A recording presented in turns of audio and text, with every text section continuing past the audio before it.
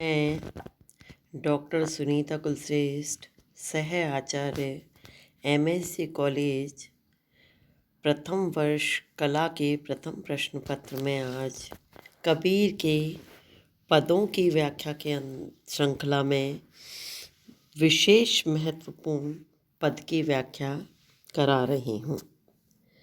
कबीर के बारे में आपको ये बताना चाहूँगी कि कबीर हमारे भक्ति काल के निर्गुण धारा के ज्ञान मार्गी शाखा के प्रतिनिधि कवि हैं। इन्होंने बाहें आडंबर पर करारा व्यंग किया है और ये जो पद है इसमें कबीर ने जो पंडित हैं या जो ज्योतिष हैं वो वाचिक ज्ञान दे करके शास्त्रीय वाद विवादों में किस प्रकार से हमारी जनता को भ्रमित करते हैं उसी का चित्रण किया है। कबीर कहते हैं कि पंडित वाद वदंता झूठा, कि पंडितों के द्वारा जो वाद अर्थात जो मतवाद बताया जाता है, वदंता झूठा, वे सभी असत्य हैं। क्यों? वह कहते हैं कि राम का नाम लेने से ही यदि कि राम कया दुनिया गति पावे, कि राम का नाम मात्र लेने से ही प्राणियों का यदि उद्धार हो जाता तो शांड कहा मुख मीठा। तो हमें चीनी खाने की आवश्यकता, खांड का अभिप्राय होता है चीनी, जिसको अपन शक्कर भी कहते हैं, कि चीनी खाने की आवश्यकता नहीं पड़ती, मात्र शक्कर का नाम लेने से ही हमारा मुंह मीठा हो जाता। किंतु ये कथन गलत है, असत्य है।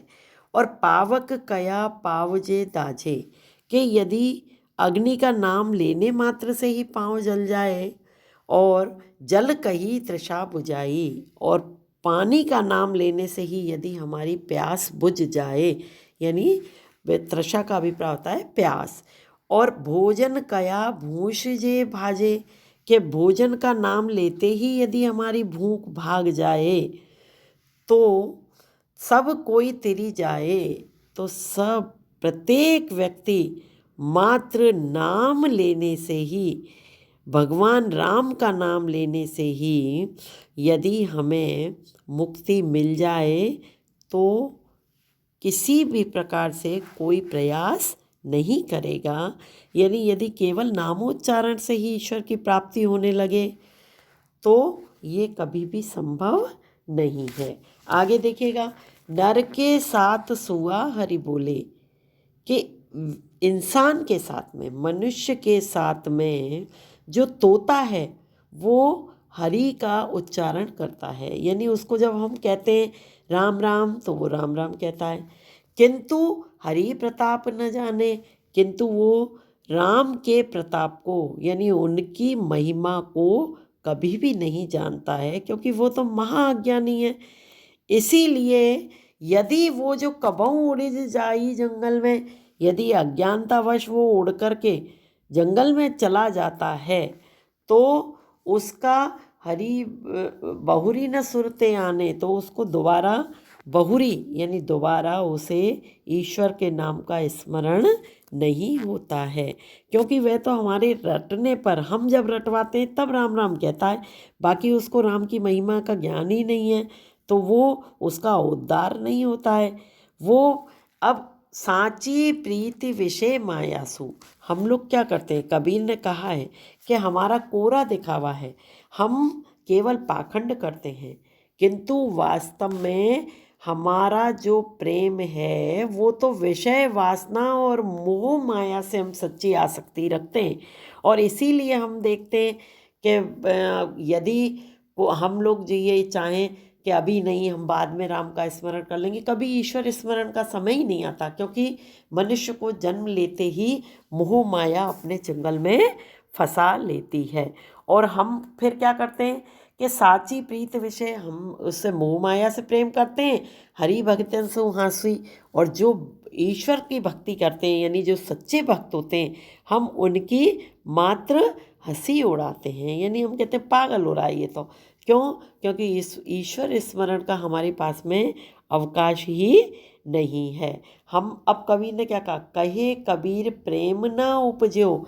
कबीर दास कहते हैं कि यदि वास्तव में ईश्वर के प्रति तुम्हारे प्रेम की उत्पत्ति नहीं होगी, प्रेम उत्पन्न नहीं होगा, तो बांध्यो जमपुर जासी, तो तुम यमराज के दूत के बंधन में बंद करके एक दिन यमपुर अर्थात यमपुरी वो ले जाएंगे और तुम्हें मुक्ति मिलने वाली नहीं है, और आवागमन के जो कष्ट हैं उनको तुम्हें निरंतर भोगना पड़ेगा। इसमें कबीर ने मिथ्या मतवाद और आडंबरों से दूर रहने का संदेश दिया है, और पवित्र मन से, यानी जब तक हमारा मन शुद्ध नहीं है, छल कपट द्वेष ईर्ष्या जब तक हमारे मन से हम निकाल नहीं देंगे, तब तक हमें भगवत की प्राप्ति यानी हमें ईश्वर की प्राप्ति नहीं हो सकती है। अब आपको ये पद अच्छी तरह समझ में आ गया होगा।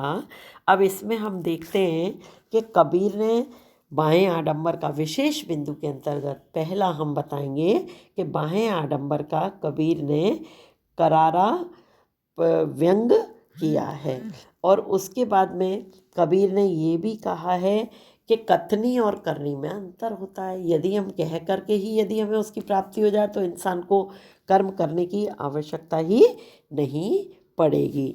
और कबीर ने यहाँ पर पाखंडों को अनावश्यक बताया है। उन्होंने सच्ची भक्ति की प्रेरणा हम लोगों को दी है।